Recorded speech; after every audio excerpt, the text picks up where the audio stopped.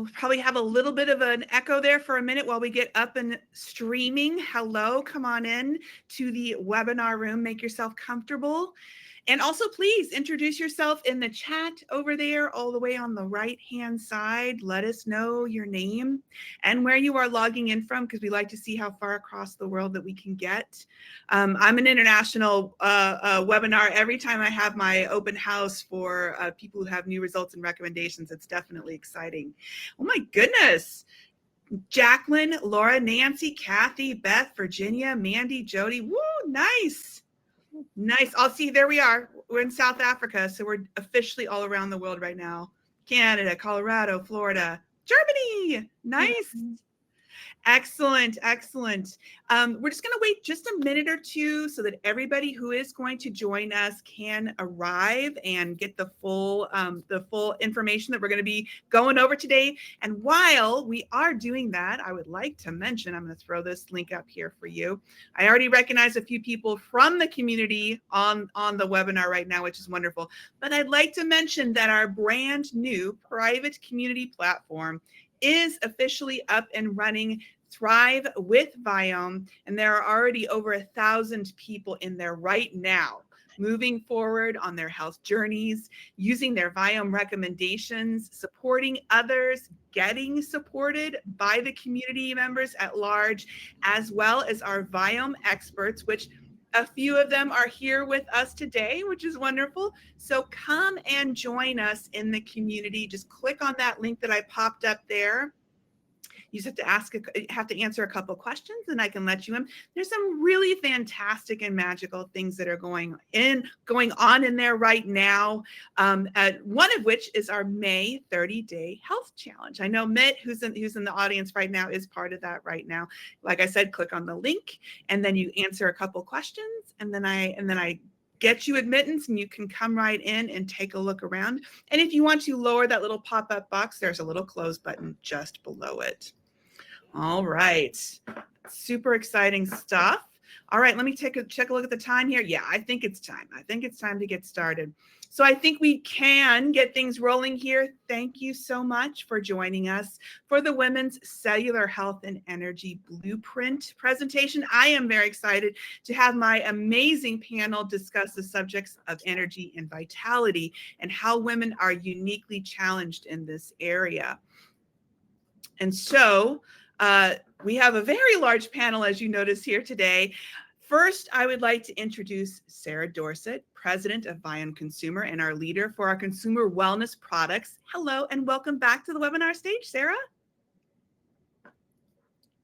Lovely to be here. Sorry, I was on mute, making sure I'm disruptive to your wonderful introduction. Yeah, really excited to get this to talk about this topic today. So very happy to be here. Thanks, Lisa. You're welcome. And next, we have 3 members of our esteemed Precision Nutrition team. Hillary Kaiser, Precision Nutritionist Supplements. Janelle Connell, Precision Nutrition Registered Dietitian. And Jamie Goldman, our Viome Health Coach. Good morning to you all. Good morning, Lisa. Good morning, everyone. Good morning. And lastly, I had the pleasure of introducing Anu Jain. She is with us here today, who, after spending many years as VP Community Relations here for Viome, is now heading a brand new and compelling initiative as Head of Women's Health. Thank you for joining us today, Anu, and I'm actually going to let you start things off here and let us know a little bit more about our new dedication. Thanks, Lisa, and hi, everybody. I'm really so excited to be here today, and I'm really excited to share that Viome has launched a women's health initiative. This is a big step forward in empowering women with precise insights to achieve optimal health. Women are living longer, but not necessarily thriving. Even though women are 50% of the population gap, and Lisa, I have to tell you, you have to remove that Thrive with Viome community. Oh, there's a button underneath it that says close. If you click that, okay, it'll close perfect. For you. Okay, sorry about that. Yeah, so even though women are 50% of the population, there is a huge gender health gap. The female body has been left behind by modern medicine. And I'm going to share some of the crazy statistics of how we have been left behind. Women weren't included in clinical research until 1993. Only 20% of OBGYNs receive menopause training. And women are diagnosed on average 4 years later than men for the same disease. When we go visit the doctor, women are more likely to leave without a solution than with a solution. And this is really all because only 4% of healthcare research and development funding goes towards women's health. I'm so excited that Viome is helping to close this gender health gap. We provide science-backed insights to help you thrive. Our microbiome directly affects our cellular health. And cellular health, which we're talking about today, affects women when it comes to hormonal balance, mood, brain fog, and cognitive functions, aging and menopause, fertility and egg quality, and autoimmune disease. It really all comes down to balancing our body through personalized nutrition. So I hope you all will get a chance to go check out our new landing page, our new initiative on our Viome website, which Lisa is going to share in the chat. And with that, I'm going to pass it on to Hillary to talk about women's cellular health, because when your cells thrive, we all thrive. Thanks, Hillary. There we go. Thanks, Anu. Thank you for that introduction. Man, we are so far behind with women's health, huh? It's crazy. It's crazy. Well, we're here to change that. And for this discussion today, I really wanted to put mitochondria in the forefront of women's health. We often talk about hormones, our reproductive organs, but mitochondria are just as important, if not even more. You might remember back to your biology classes and heard mitochondria are the powerhouses of the cell, right? But there actually is so much more to the story than that, and I want to dive into that. There we go. So I mentioned mitochondria are the powerhouses of the cell, but there is so much more going on here. They make up 10% of our body weight, and each cell in our body can have anywhere from hundreds to thousands of mitochondria. So they are involved in energy production. That's why they're called the powerhouses of the cell. But they're also involved in regulating our metabolism. They decide whether we convert food or how we convert our food into energy, whether we're going to burn sugar or fat. They're also involved in cell survival. So they are almost like your quality control team. They send a signal to your cell to repair itself if it's damaged, or if it's too damaged, it will self-destruct. And that's actually a healthy process called apoptosis. They're also involved in producing hormones. In certain cells, our mitochondria can make we call it the mother hormone, which is perfect for this conversation, called pregnenolone, and that is the precursor to our sex hormones, our estrogen, progesterone, and also cortisol. Our mitochondria are also involved in signaling and communication from cell to cell. They especially help us respond to stress. I want to show you a video here, if you could cue it up, because I want to show you what mitochondria look like. It's pretty neat to see inside of the cell. That's not something we often get to see. So right now we're zooming into the cell and we're going to see a mitochondria. So that organelle you see there is a mitochondria. It is a mitochondrion. That is a single mitochondria. And it has this double membrane structure that's super important for its function. Just like a battery kind of has a negative and a positive polarity, that double membrane helps produce a positive and negative polarity so that the mitochondria can produce energy, just like a battery. What's interesting about mitochondria is as they're producing energy, it's actually a very oxidative process. So because it's so oxidative in there, it needs a lot of antioxidants. And our mitochondria have their own DNA. So our cells have DNA in the nucleus, and then the mitochondria have their own set of DNA in the mitochondria. This DNA in the mitochondria, it only lasts 10 to 30 days. And to contrast, the DNA in your nucleus, it lasts a lifetime. And so that means the DNA in our mitochondria, they mutate 10 times faster than the nuclear DNA. So that means it's super important to love your mitochondria and give them what they need. So let's talk about what they need to thrive. Just kind of like a garden or even your overall body, our mitochondria need nutrients to thrive. So they need a variety of nutrients like vitamins, minerals. Mentioned that it's an oxidative environment, so they need antioxidants that helps us undo the oxidation. They also need oxygen. So the mitochondria burn fuel with oxygen in order to make energy. So breathing, having a good cadence of breath, taking big, deep breaths, and exercising all can help us ensure that our cells are getting plenty of oxygen so that we can support this energy production. Our mitochondria also need sunlight. It's not just plants that thrive off of sunlight. Our mitochondria do too. So if you see here, there is the spectrum of sunlight. What we see is the visual light, but our mitochondria respond to red light, the red and near infrared spectrum of light. And conversely, the blue spectrum of light is harmful to our mitochondria. So blue light is what we get in our fluorescent lights, from our cell phones, from our computer screens. And there is blue light within our sunlight, and we want to get that during the day, but when it can be damaging is at night when we're at the computer. That can be detrimental to our mitochondria and producing energy. And when there is a lot of blue light, they actually produce more oxidative damage and less ATP. ATP is the form of energy that our mitochondria create. You might also remember that from your biology classes, adenosine triphosphate. So to help our mitochondria thrive, we need food, we need oxygen, we need sunlight.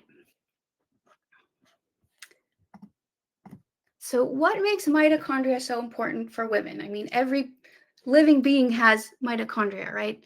Well, there's a few key features of our mitochondria that makes them really important for women to focus on. I mentioned already the hormone connection. So, our mitochondria produce and regulate our hormones. So if we are experiencing hormonal imbalances, we may be having mitochondrial issues.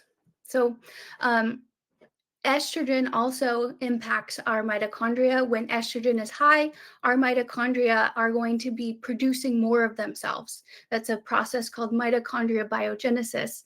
And I think Janelle will talk a little bit more about that. We want that, right? We want more mitochondria. We want to have more energy, right? We feel good when there's more energy. So when our estrogen is high, we're creating more mitochondria. And that's why throughout the month, us women, as we experience hormonal changes, you may notice that some parts of the month you feel more tired, and then other times you feel more energized. So it comes back to your mitochondria. Our mitochondria are inherited from our mothers. So if we are mothers or we're planning to be mothers, super important to keep our mitochondria healthy because that will help the next generation and so on as well. Our mitochondria are sensitive to stress, and us women tend to juggle a lot of roles. And we'll talk a little bit more about how that impacts our mitochondria in a bit. And then I mentioned estrogen as well. And then, of course, when estrogen drops during menopause, we often feel a decrease in energy. We feel tired, and that all comes back again to our mitochondria and estrogen. So what does it feel like when your mitochondria are healthy? You feel energized, you feel resilient, your mood feels stable, your hormones feel balanced, they're predictable, you sleep well, you wake up refreshed. Sounds great, right? We all want this. And I'm sure we've experienced that. But what does it feel like when they are dysfunctioning? You might feel, and it's going to be different from person to person, but some of the symptoms can feel like brain fog, fatigue, your mood is imbalanced, you might have mood swings.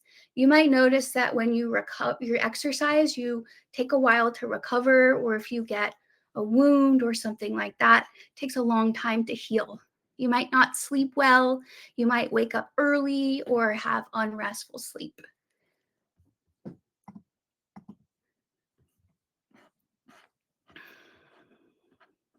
So I wanted to introduce next someone who knows firsthand what it's like to balance a demanding career, family life, and everything in between.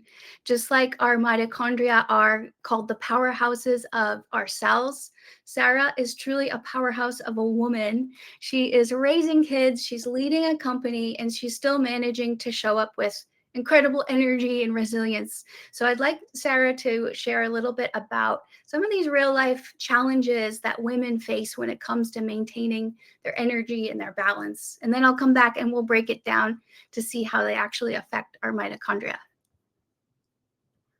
Thank you so much, Hillary. I love that I am always the one who doesn't have to talk about any science. So I have so much fun just getting to talk about life and personal anecdotes. But I also, for this particular webinar, I have to talk a little bit about the things that cause disruptions in our energy levels and our mitochondria. So I just share a little bit about just personal anecdotes. And know firsthand, and I'm very active in kind of the movement around women's health, largely because of how much it's affected me personally. As Hillary mentioned, there is so much going on. My life in general, I have 3 very active children. They're at a point in their lives where they are doing everything and trying to be everything. And I, of course, don't want to miss a moment. But I also really have loved having a career. Love getting up in the morning and being able to do something that gives me a sense of purpose. And so I've really been trying to be committed to doing both of those things. And as Hillary mentioned, balance, I would say I have no balance. So I will just say there's there's never a day where I go to bed and say, I did that pretty well. I got both things covered really, really well. And I think that leads to stress, which of course is kind of that idea that there is quite a bit of stress that maybe we don't even know that we're dealing with as women. I love this term emotional labor because we not only try so hard to take on this role of having purpose, whatever that may look like for any of us, whether it's really diving into caretaking, having a career and also balancing family, taking care of a loved one, traveling and doing the things that we love that give us extra energy. But even doing that can be really stressful because we're still thinking about all of the responsibilities that we have. So my point is, as women, I can really relate to this idea that we probably are never far from stress, if not almost always under some degree of it.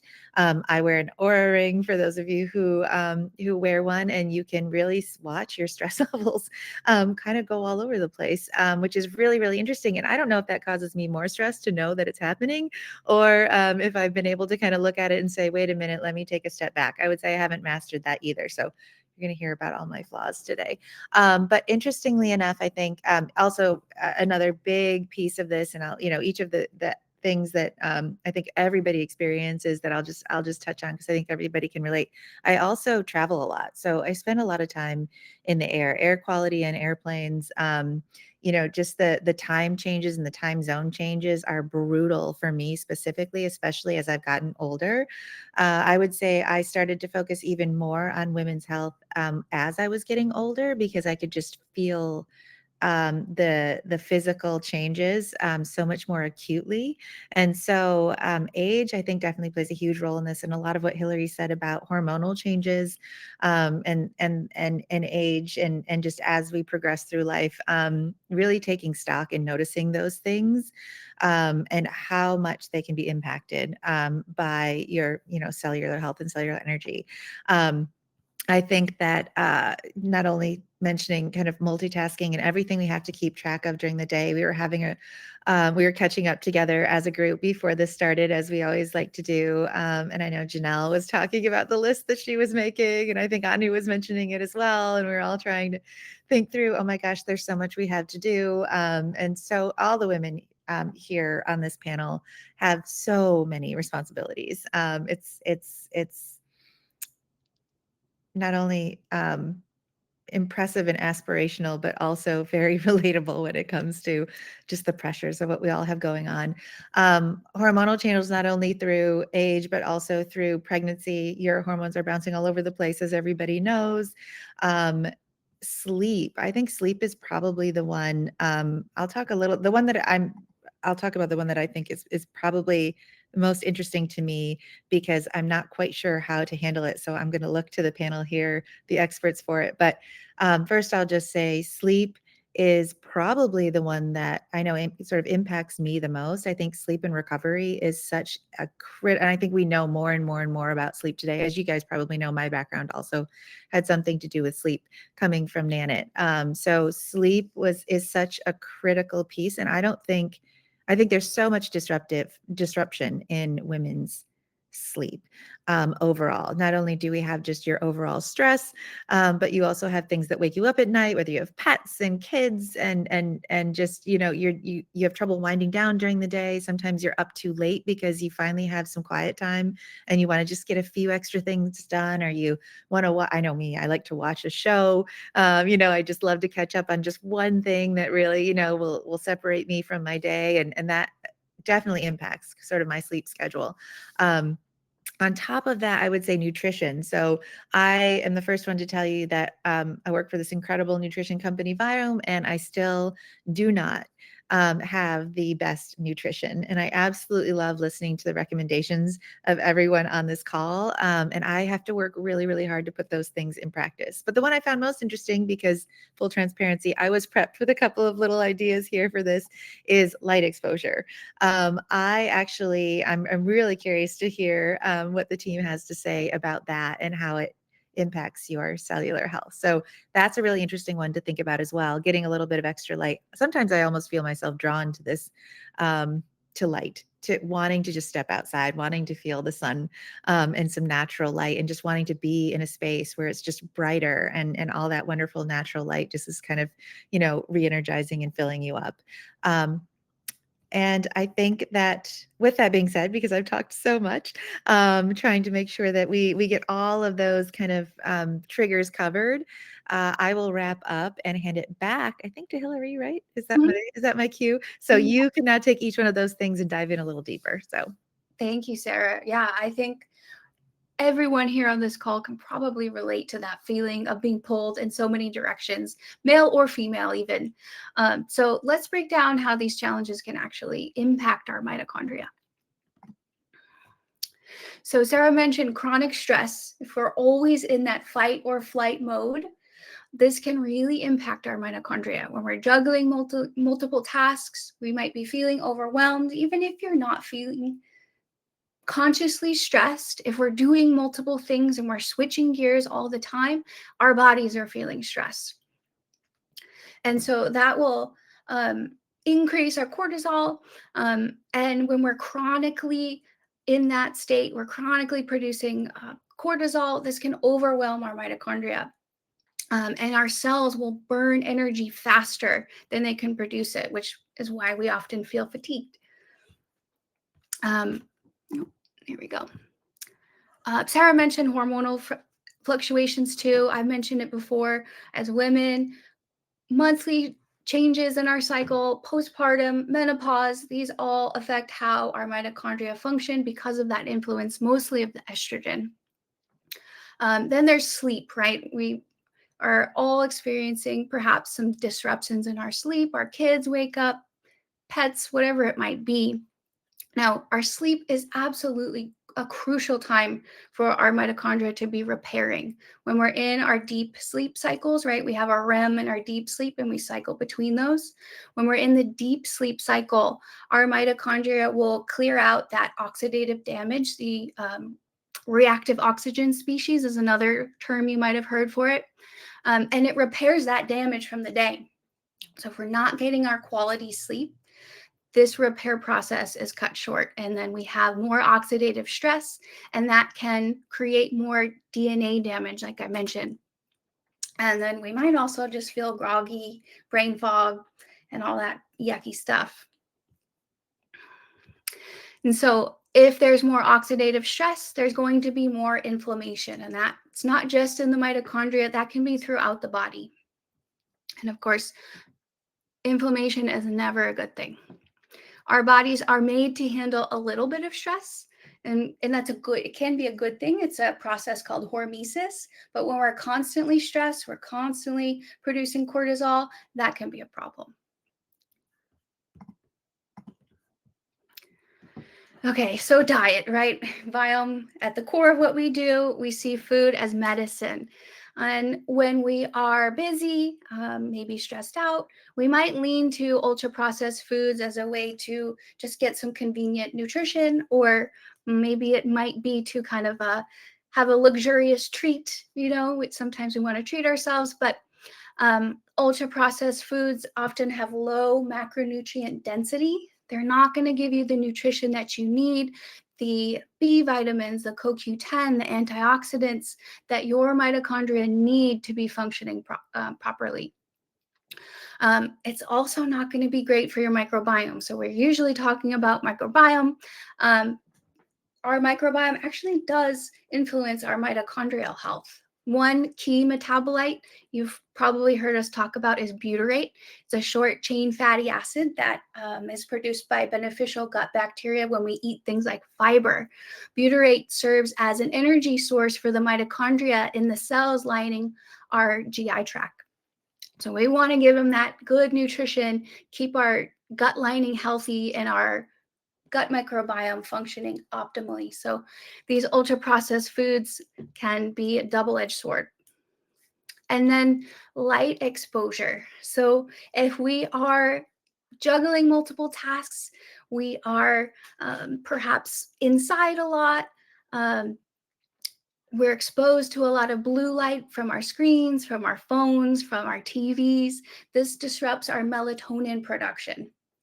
And melatonin isn't just a sleep hormone, it's actually a powerful antioxidant for our mitochondria.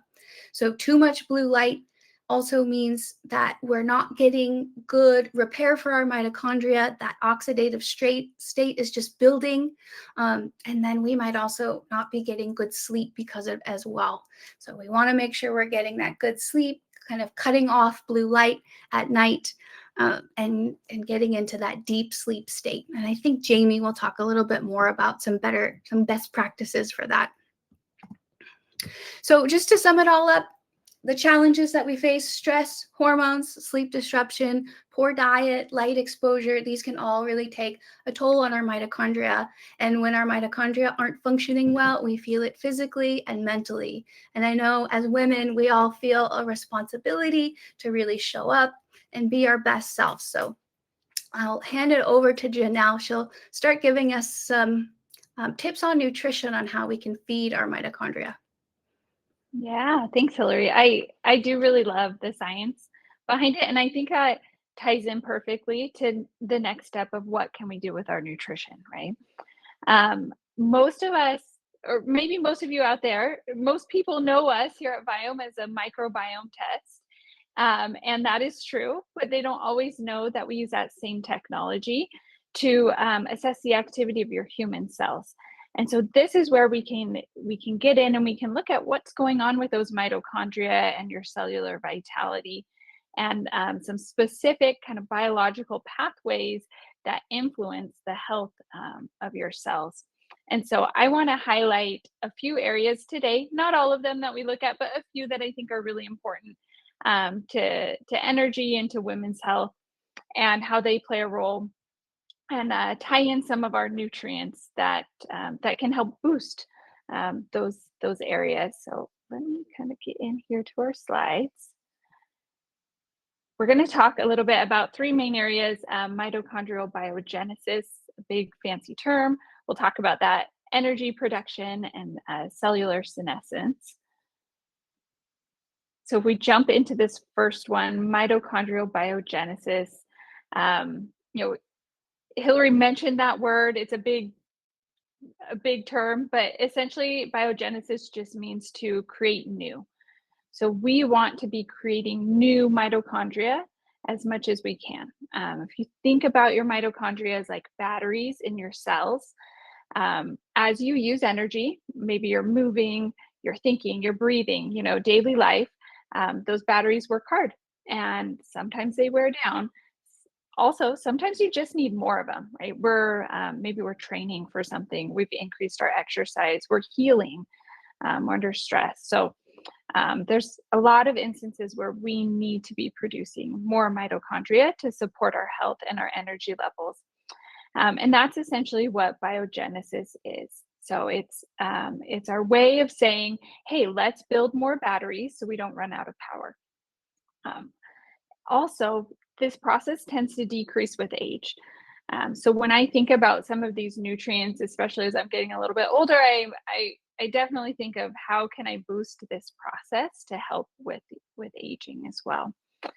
I've highlighted 2 nutrients here. There's going to be several, and this is where, you know, personalized nutrition comes in as you have your own Viome results to really target areas that are best for you. But I want to highlight in each of these subjects maybe a couple superstars. So the first is resveratrol, and the other one's quercetin.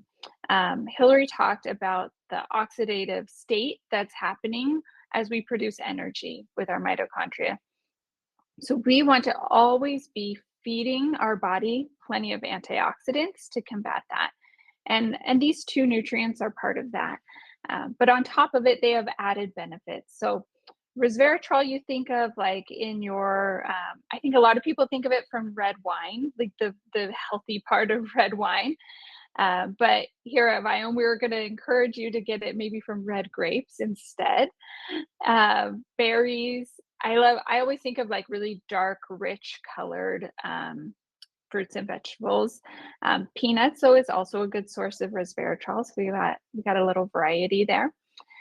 So not only is that helping to reduce that oxidative stress, but it also activates proteins that stimulate that mitochondrial biogenesis production. So that's a really excellent food or nutrient that we can get from our foods to incorporate.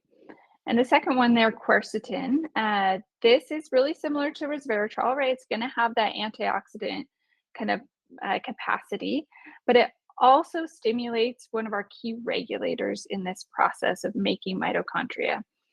And there's been studies that look at this, and they'll take cells and they'll put them like in a inflammatory environment, right, under some stress, and they'll give them quercetin.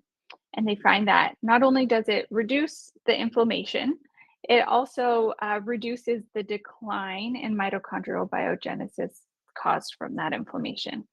So providing ourselves with certain nutrients can actually like halt that process, right? Where our mitochondria start to die off. So quercetin is going to be found in things like red onions, capers, cilantro, dill, green apples.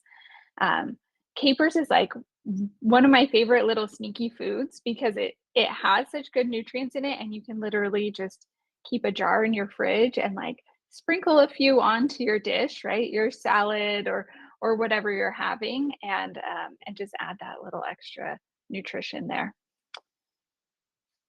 And I will mention that all of these things that kind of I'm going to talk about come in supplement form too. And there's definitely times when we need that extra boost through supplements as well. All right, next is our energy production pathways. So this is, these are some pathways we look at here at Viome if you take our full body intelligence test.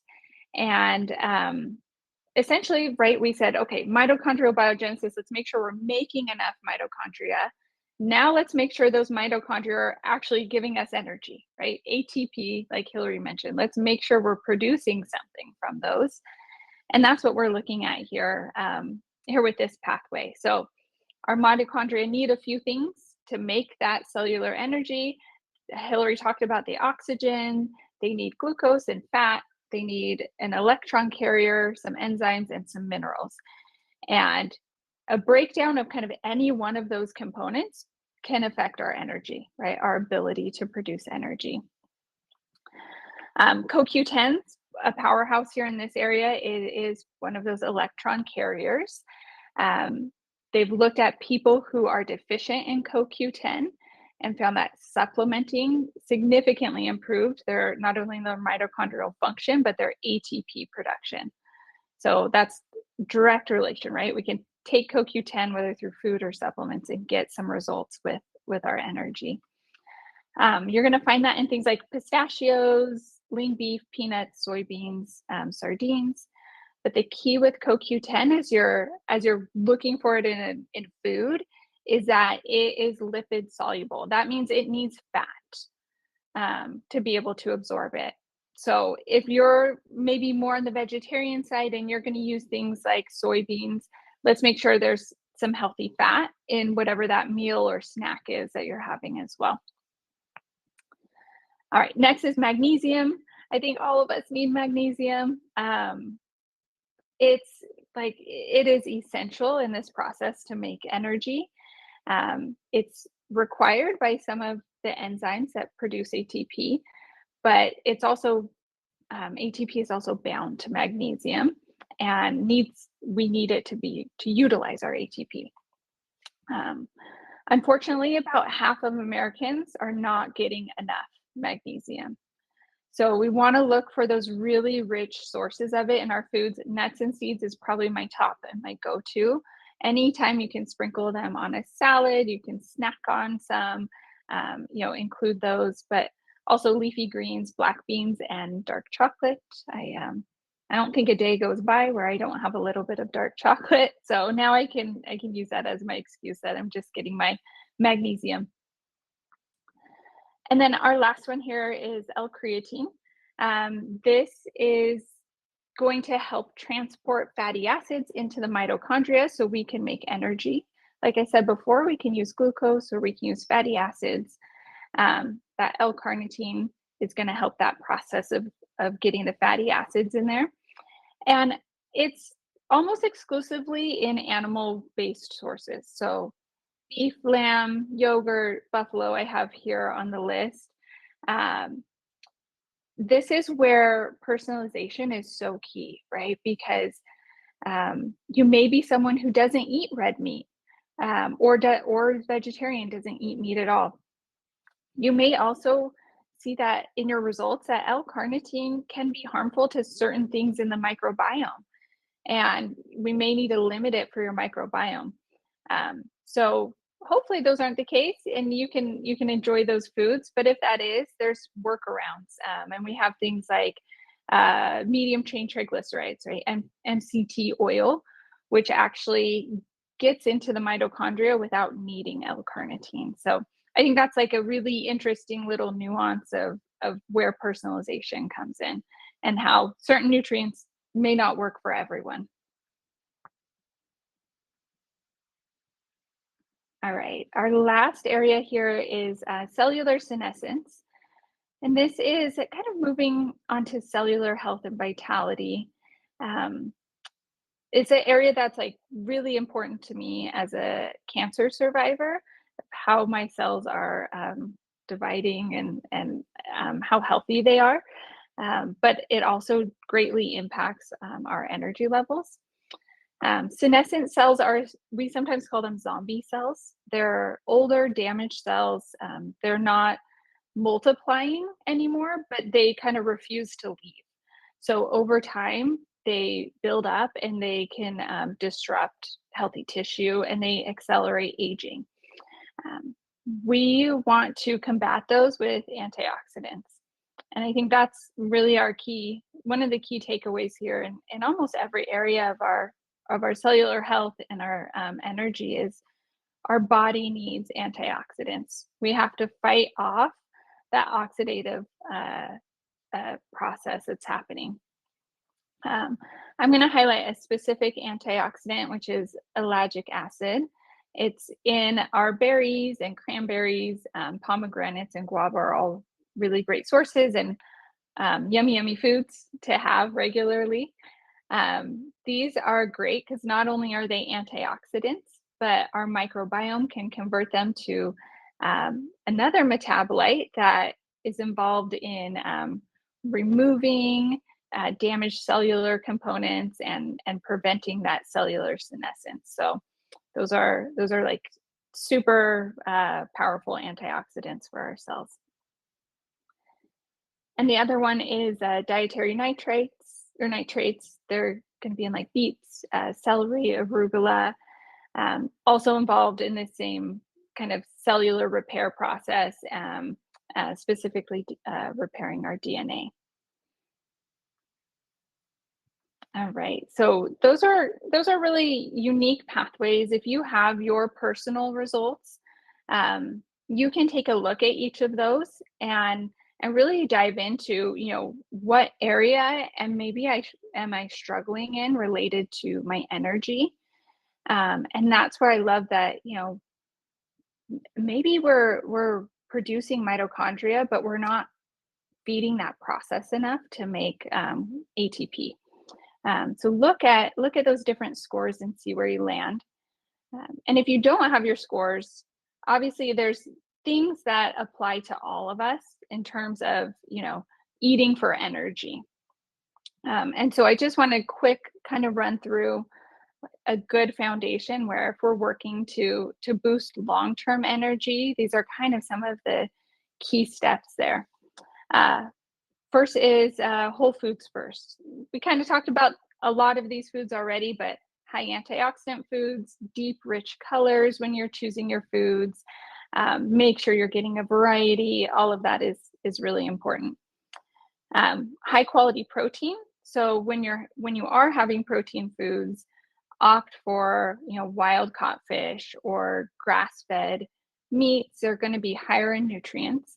You're going to get some of those things we talked about, like the CoQ10 and the L-carnitine, and also some B vitamins, which help support energy as well, while trying to minimize inflammation. Next, incorporate healthy fats. I taught some teenagers recently, and I think my message was like protein, fiber, and fat, right? When they're coming home from school, let's find those three things. And I don't want them to forget the healthy fat. It's going to be used to make energy, but also it's going to help you absorb things like the CoQ10. So super important component to our meals and snacks. Next, low glycemic carbs.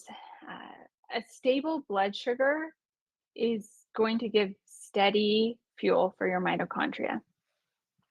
We want to avoid those spikes up and down. That really causes a big crash in our energy. So choosing that kind of sustained energy source, non-starchy vegetables, whole grains, beans and lentils, things that have that fiber in it that help the carbs last a little longer.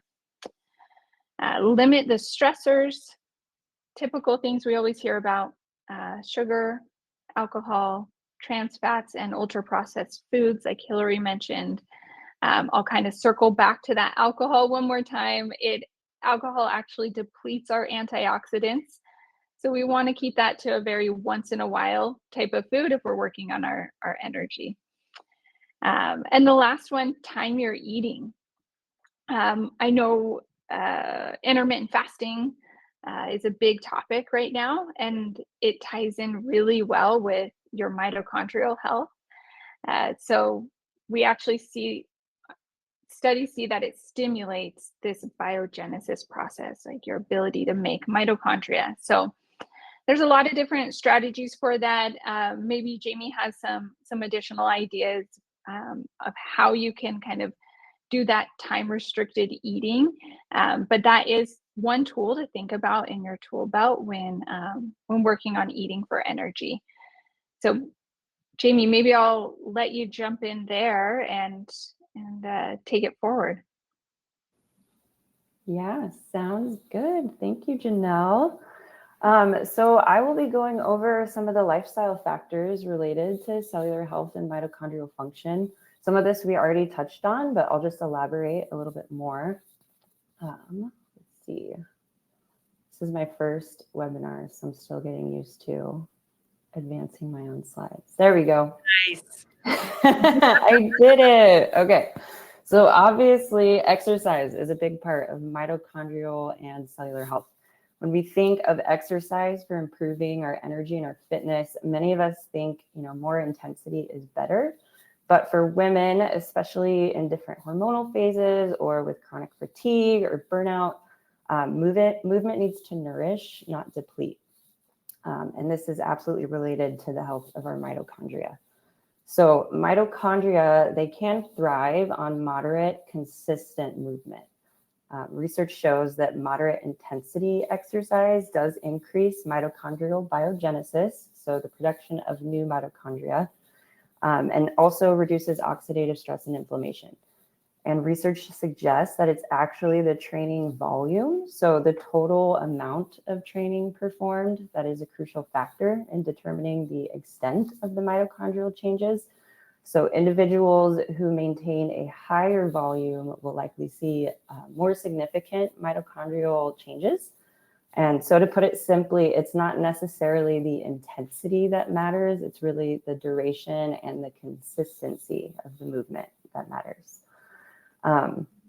So overtraining, especially with frequent high intensity workouts that are of a significant duration, that can actually lead to mitochondrial damage, also hormonal imbalances like elevated cortisol, which actually kind of harms our mitochondria and blunts the benefits of exercise, especially when that's combined with inadequate rest and recovery or also inadequate nutrient intake.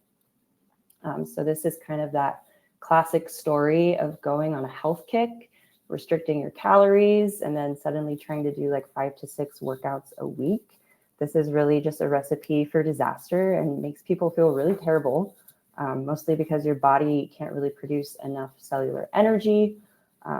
It's not sustainable, and then you kind of feel like a failure because you can't stick with it. I do want to point out that the upper limit of the amount of exercise that is going to be therapeutic, that's really variable among individuals. So the best thing to do is to really just listen to your body. If you're feeling too tired and too burnt out, then you probably don't need to be pushing yourself. So on the flip side, undertraining or being sedentary, that also leads to mitochondrial dysfunction. Energy production slows, insulin sensitivity drops, that's your blood sugar regulation. So inflammation and oxidative stress will increase, and this will cause a lot of fatigue. So studies have shown that after a period of detraining or reduced training volume, also being sedentary, mitochondrial adaptations are reversed. So unfortunately, it doesn't take that much time for this to occur. That means that increased mitochondrial biogenesis and improved function that occurs in response to exercise. Unfortunately, that could be undone really quickly if we take a pause and go back to being sedentary or reduce our amount of exercise we're getting. So the sweet spot really is just intentional, consistent movement. You can balance challenge, pushing yourself a little bit, also with recovery. So you really don't need to push yourself to the limits to reach the benefits. You just need to be consistent. And then there's different kinds of physical activity that can help rebuild your energy. Functional movement is really popular. So things such as squatting and lunging, which mimic real life movement patterns. Those also boost mobility and it definitely supports mitochondria biogenesis and function. And then also walking is one of the most mitochondrial friendly exercises there is. It's low impact, it's really accessible to most people, and it is linked to improved fat metabolism, cardiovascular health, and bonus points if you want to use a weighted vest while you're walking, because that'll add some extra resistance training. And also just resistance training and body weight exercises 2 to 3 times a week. That does promote muscular mitochondrial density, Also improves insulin sensitivity, which helps us with inflammation. And this is especially crucial during perimenopause and menopause. So if you're exhausted, or if you're just stuck in like the all or nothing cycle, or even just unsure of how to increase your physical activity, you can just start with what builds you up, not burns you out. Just keep it simple. All right, thank you. Okay, so this is actually one of my favorite topics, rest and recovery. So my friends, they call me the sleep queen because of how particular I am about my sleep schedule and my sleeping conditions. I know this is something Sarah talked about. But when we think about optimizing our health, nutrition and exercise, they do get most of the spotlight, but what's often overlooked is deep quality sleep and recovery that allows our body to actually heal and regenerate. Something else that's often overlooked is supporting detoxification pathways. So what are the detox pathways? You have to think about your body's excretion and elimination. So we know it's important to stay hydrated and that we can get rid of waste through urine and through our stool and also through sweat. But something you may not realize is that deep sleep and detoxification are actually deeply connected. So I'll explain that a little further. Deep sleep is when the cellular housekeeping occurs. So all of the biochemical reactions happening in our bodies, those produce cellular waste, and especially in the brain. So the brain uses a ton of energy. It takes a lot to keep that thing going all day. So as the day progresses, the cellular metabolic waste kind of builds up. And deep sleep, slow wave sleep, is crucial because this is when the cellular repair and the cleanup happens most intensively. And this is really because of the glymphatic system. So this is like your brain's detox network. And you may not have heard much about the glymphatic system because it wasn't actually discovered until I think like 12 or 13 years ago. So it's kind of similar to the lymphatic system, but it is specific to the brain. So yeah, it's a network that moves cerebrospinal fluid through the brain, and it flushes out all of that metabolic waste, the toxins, inflammatory molecules. That includes amyloid beta, tau proteins, oxidative byproducts, and those can impair your cognitive function and mitochondrial function. So this system, the glymphatic system, is up to 60% more active during deep sleep. And in addition, as Hillary mentioned, some aspects of the mitochondrial repair actually happen during deep sleep. So if we're not giving our body the opportunity to clean up all this waste by getting adequate deep sleep, our detox systems become sluggish and overburdened. That allows the buildup of waste products and environmental toxins, and that just interferes with cellular and mitochondrial performance. So one thing that actually supports both detoxification and mitochondrial function is sauna therapy. And there are a few different types of saunas out there, and I think there's some subtle differences in their benefits. So there's dry sauna, there's steam, there's infrared options. You're welcome to kind of research the differences on your own. I know that infrared is very popular. I think that's because it kind of goes deeper into the body, if I remember correctly. But the heat from sauna, it induces sweating, which helps eliminate a lot of toxins like heavy metals, BPA, other fat-soluble toxins through the skin. It also improves the circulation, the lymphatic flow, so aiding in toxic transport and clearance. And then also sauna therapy causes a little bit of that hormetic stress we mentioned from the heat exposure. And that actually stimulates the mitochondrial biogenesis. It also kind of stimulates the production of these things called heat shock proteins, which are super important for cellular detox and repair. They prevent cellular damage and just promote a lot of cleanup. So they're also involved in autophagy, which you may have heard of, but it's basically the recycling and removal of damaged cellular parts. And that includes dysfunctional mitochondria. So heat exposure, exercise, fasting, which we mentioned, all of those actually increase heat shock protein production. And so does cold exposure. So that's one more thing that you can do is expose yourself to cold temperatures, like in the shower, or you can do a cold plunge, or you could go to one of those fancy wellness clubs and try a cryotherapy session. I've never done it. I think I'm a little scared to try it. But the cherry on top is that all of these things also improve sleep quality. So it's all kind of connected. Okay. So when we think about rest and recovery, yeah, most of us just jump straight to sleep hygiene, like we just discussed. But surprisingly, your ability to sleep deeply and recover is heavily influenced by your gut microbiome. So the gut is kind of the hidden sleep organ. Something that most people don't realize is that over 90% of your body's melatonin is actually produced in your gut. And as Hillary mentioned, melatonin is best known as the sleep hormone, but it is also a powerful antioxidant that protects mitochondria, and it also supports cellular repair. So a healthy gut microbiome helps regulate melatonin production. And if your gut is inflamed or imbalanced, this whole pathway can get disrupted. So that leads to poor sleep, low energy, and sluggish recovery.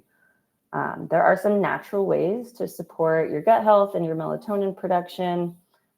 Just a couple examples, like tart cherries. These are rich in natural melatonin and antioxidants, and they are shown to improve sleep duration and quality. We already talked about magnesium, but we'll talk about it again. So magnesium-rich foods are super important. You know, it's crucial for the nervous system and GABA production, which is a neurotransmitter. Magnesium also supports deep sleep and, again, autophagy. Something else that's helpful are herbal teas. So chamomile, lemon balm, and passion flower, those can all help calm the nervous system and promote better sleep. And then we did talk about this a little bit, but another strategy is time-restricted eating or intermittent fasting. So this is the practice of limiting your food intake to about an 8 to 12 hour window. So this really helps the circadian rhythm. It also promotes autophagy. And then, yeah, this just allows your body to detox and kind of self-regulate a little bit better and promotes better sleep.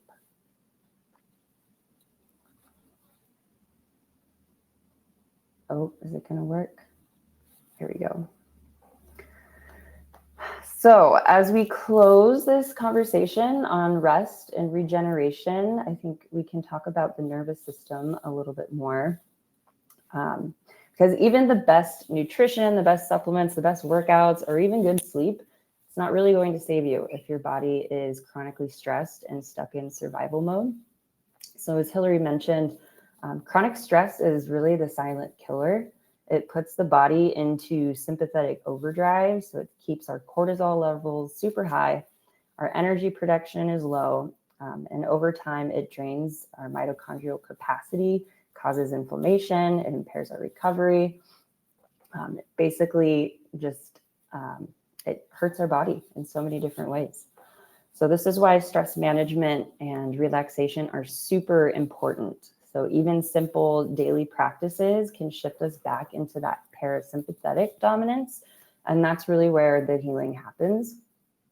Some common examples include yoga, mindfulness, and meditation. So these are shown to lower inflammatory markers and actually increase our mitochondrial biogenesis.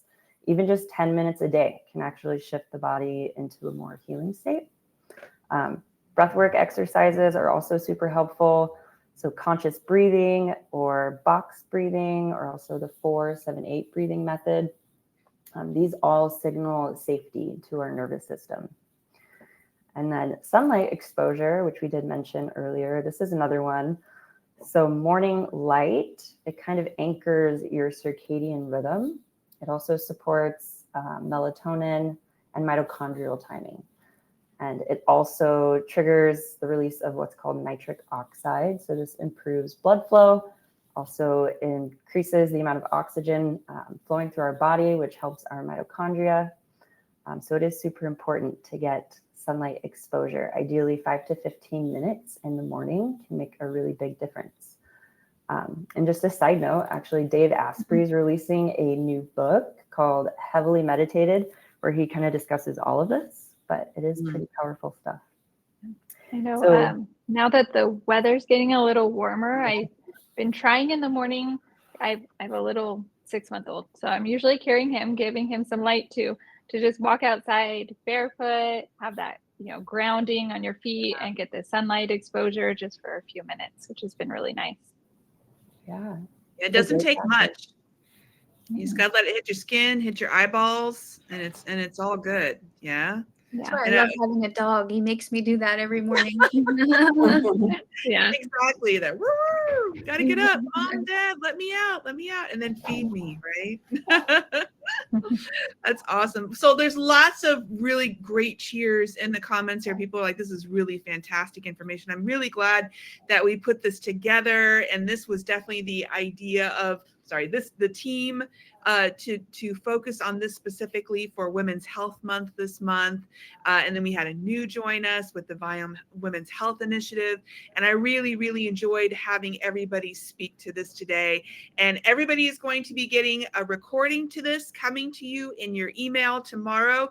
Save it, watch it again in about a week, and then pick up those things that you might have missed while listening. Well, I'm sure that you guys are multitasking because that's what we do, right? We as women multitask, right? And so we're going to close out this hour. I want to let all of you know that because you have attended today, I'm giving you a special offer, which is using the code Blueprint at checkout to get $100 off a full body intelligence test so that you can either start or you can continue, you can retest and continue your health journey. And that is all I have for today. I want to thank my lovely, lovely guests, Anu, Hillary, Janelle, Sarah, and Jamie for all your wonderful information. And thank you, all of you, for spending the last hour with us and exploring this really, really important women's topic. And may you have much, much more health and energy in your future as you apply all these principles. Thank you all very much. Thank you, ladies. Have a wonderful, wonderful day. Bye-bye. Thank you. Have a good day, Thank everyone. you.